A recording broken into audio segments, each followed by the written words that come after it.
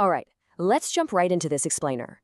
Today, we're going to objectively unpack the fascinating historical accounts, the intellectual legacy, and the profound impact of one of history's most debated yet highly revered figures, Imam Ali. We're looking at a man whose life, recorded 1400 years ago, sparked such intense reactions that those ripples are literally still shaping our modern world today. Whether you're a deep history buff or just dipping your toes into early Islamic history, the sheer scale of his historical footprint is something we really need to lay out to fully grasp. So here's how we're going to break this down today. First, the man mistaken for God. Second, early life and valor. Third, intellect beyond the era. Fourth, the tragic assassination. And finally, a fractured Islamic empire. Kicking things off with Section 1, the man mistaken for God. To really understand his historical weight, we've got to first look at the wild extremes his persona generated. According to the source texts, back in the era of the third caliph, there was this man named Abdullah bin Sabah. And he was so completely mesmerized by Ali's unmatched battlefield skills and just incredible depths of knowledge that he basically lost his grip on reality. He actually started traveling from city to city, spreading this highly dangerous propaganda that Ali wasn't just a man, but literally a manifestation of God on earth. But Ali, he fiercely and completely rejected this. He made it crystal clear, stating, "I am purely a servant of God." And when verbal warnings just didn't stop the fanaticism, historical accounts tell us Ali took drastic measures and actually had bin Sabah burned. It was brutal, but it was a definitive, undeniable proof of his own mortality and a severe warning against idolatry. But, ideas, once they're out there, are incredibly hard to kill. The source notes that even though the instigator was executed, this extreme theological propaganda had already spread like wildfire to the fringes of the empire. People actually looked at that execution and twisted the logic, claiming, well, only God can punish with fire, therefore he absolutely must be God. And that twisted logic sparked breakaway sects that managed to survive for centuries. Even today, despite overwhelming rejection from mainstream Shia and Sunni Muslims, sects like the Nusayri and Yarsin still exist across Iran, Iraq, Syria, and Turkey, stubbornly holding on to those ancient extreme beliefs. Moving on to Section 2, early life and valor. So you might be wondering, what exactly did this man do in his early years to inspire that kind of dangerous, obsessive fanaticism? Well, looking at the historical accounts, his life was packed with unprecedented milestones right from day one. In the year 600 CE, his mother Fatima bint Asad reportedly gave birth to him inside the Kaaba itself in Mecca. That's a miraculous event that source materials say left physical cracks in the structure, cracks they claim are still visible today.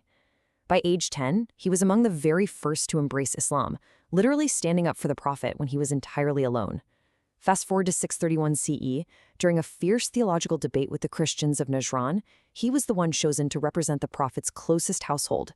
And perhaps what he's most famous for, throughout the foundational years of the Islamic Empire, he was the ultimate undefeated defender of the early Muslims. We're talking about a warrior who vanquished the greatest fighters of Arabia in legendary battles like Badr, Uhud, Khandak, and Khaybar. But listen, he wasn't just some physical powerhouse. Way beyond his unmatched skills on the battlefield, he was heavily relied upon for his profound wisdom. And this is brilliantly summed up by a very famous historical declaration from the Prophet Muhammad regarding Ali's intellect. The Prophet said, "I am the city of knowledge and Ali is its gate." I mean, to be called the gate to the city of knowledge by the founder of the faith, that sets a virtually impossible intellectual bar. Which brings us to Section 3, intellect beyond the era. Now, this is where things get incredibly fascinating, because we have to talk about his astonishingly accurate scientific claims that literally seem centuries ahead of their time. The source material recounts this truly amazing anecdote. One day, a man in the Mosque of Kufa challenged Ali, asking him for the exact distance between the Earth and the Sun. Now, Ali didn't just rattle off a simple number. Instead, he told the man that if an Arab horse started running and ran continuously for 500 years, it would reach the sun. The man was satisfied with that, but let's actually break down the math encoded in that 7th century answer. Step 1, the average speed of an Arabian horse is roughly 22 miles per hour. If it runs 24 hours a day, it's covering over 520 miles daily. Step 2, over a roughly 30-day lunar month, you're looking at over 15,000 miles. Step 3, multiply that over a full 12-month year, and it's over 186,000 miles. Now for the kicker. Step 4, multiply that annual distance by 500 years. If you calculate that horse's relentless journey for 500 years, You get exactly 93.4 million miles. And what is absolutely staggering about this is that modern astronomy calculates the Earth's orbit as elliptical, which means our distance from the Sun fluctuates between 91 million and 94.8 million miles. Think about that. Imam Ali's 1400-year-old horse analogy lands perfectly on the modern scientific average. No telescopes, no modern instruments, just mind-blowing. And you know what? That math equation wasn't just some one-off fluke. The historical records of his sermons contain statements that eerily parallel modern scientific discoveries. He spoke of hidden colors that I cannot see, centuries before William Herschel even discovered infrared rays in 1800. He warned that humans are surrounded by unseen creatures, totally predating the 17th century discovery of microorganisms. He described distant sounds moving away out in space, which sources actually linked to the cosmic microwave background radiation, the same stuff famously referenced by astrophysicist Carl Sagan. He even described the atmosphere being born from the oceans and layered in 7 tiers, which perfectly aligns with modern geological theories of the Earth's atmosphere. It's like he had a window into the future. On top of all that science, his linguistic genius was so immense that he routinely pulled off unbelievable mental gymnastics. According to historical accounts, during a debate about the letter Aleph being the most common letter in the Arabic alphabet, Ali literally just stood up and spontaneously delivered a massive, deeply complex sermon without using the letter Aleph a single time. And on another occasion, he delivered an entire sermon completely devoid of any dotted letters. If you know Arabic, you know that is mind-bending, considering more than half the Arabic alphabet contains dots. That is a level of cognitive control that's honestly hard to even fathom.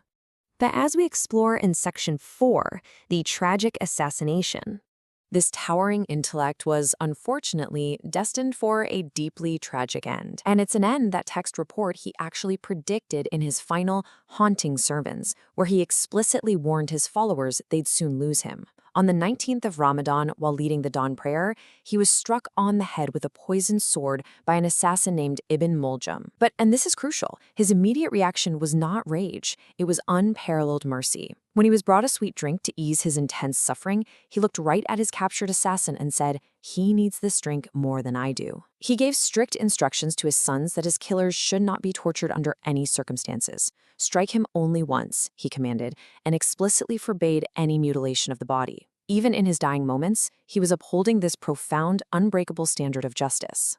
The historical source material vividly details that his death on the 21st of Ramadan wasn't treated as just some political event. It was recorded as a literal cosmic tragedy. Texts from that era describe a blood-red sky hanging over Kufa, claims of stones bleeding, falling stars, and just massive environmental anomalies. Because his enemies were so numerous and hostile, his sons Hassan and Hussein were forced to bury him in utter secrecy in the dead of night in Najaf, reportedly accompanied by an earthquake. And his grave remained a fiercely guarded secret for decades, only being revealed later during the Abbasid era. Which brings us to our final part, Section 5, a fractured Islamic empire. His death wasn't just the end of one remarkable life. It actually served as the violent catalyst for the fracturing of an entire civilization. According to the historical accounts presented in the source, his assassination unleashed 3 devastating consequences upon the Islamic community. First, the immediate power vacuum allowed for the rise of oppressive, corrupt rulers like Muawiyah and Yazid, plunging the empire into arguably its darkest political period. Second, it marked the beginning of a slow, terminal civil war and the fragmentation of what was once a global superpower, which eventually culminated in its total destruction during the Mongol invasions. And third, it cemented a permanent, bloody sectarian divide between Shia and Sunni Muslims. That's a theological and geopolitical fault line that, as we know, still heavily influences global politics right down to this very day. As we wrap up this explainer, I want to leave you with one final thought to really ponder. We've looked at the evidence of his staggering intellect, his unparalleled military valor, and his truly shocking capacity for mercy, even toward his own murderer. Given all of that, how different would the modern world, and the Middle East in particular, look today if his era of leadership hadn't been violently cut short? It is absolutely one of history's greatest what-ifs. Thanks for exploring this complex, incredible legacy with me. Keep asking those big questions, keep digging into the sources, and keep learning.